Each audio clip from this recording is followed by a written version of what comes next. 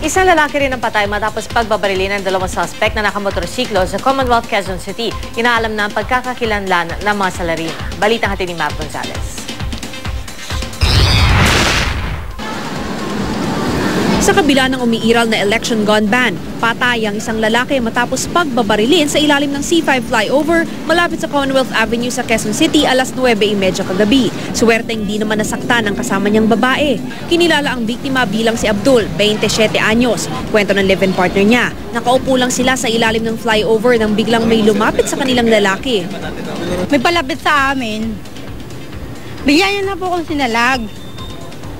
Tapos yan na po yung yung baril na po pala yun. Hindi niya po iniintay yung sa likod niya yung may tama na siya eh.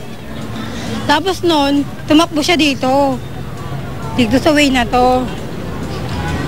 Sinundan pa rin siya nung bumabaril sa kanya. Tapos yun, bilang lalaki, talagang tinitignan siya kung buhay pa. So doon sa initial assessment namin, doon sa victim, ang multiple gunshot wounds. Bali ang nakita natin sa chest, tapos sa right and left arms, tapos sa back. Tapos sa ulo, meron din siyang abrasion. Parang hindi siya tama ng bala, parang gas-gas siya dahil yung pagkadapa. Kasi kung allegedly tumatakbo siya, so nadapa.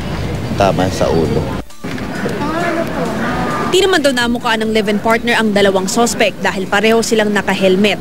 Pagkatapos ng pamamaril, sumakay daw sa motorsiklo ang mga suspect at saka humarurot palayo. Barker ng jeep si Abdul. Ayon sa kanyang live-in partner, wala siyang kilalang kaaway ng kanyang kinakasama. Pero gumagamit daw ng ipinagbabawal na gamot ang biktima. Drugs. Pero pag ayoko naman na nagda-drug siya, nag-aaway kami niyan. Diba pa nag-aaway kami kasi lalayuan ko siya, gagalit siya sa akin, kaya sabi niya sa akin, sige, hindi na ako mag-drugs para hindi mo ko iwan.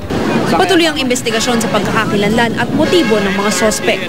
Mav Gonzalez, GMA News.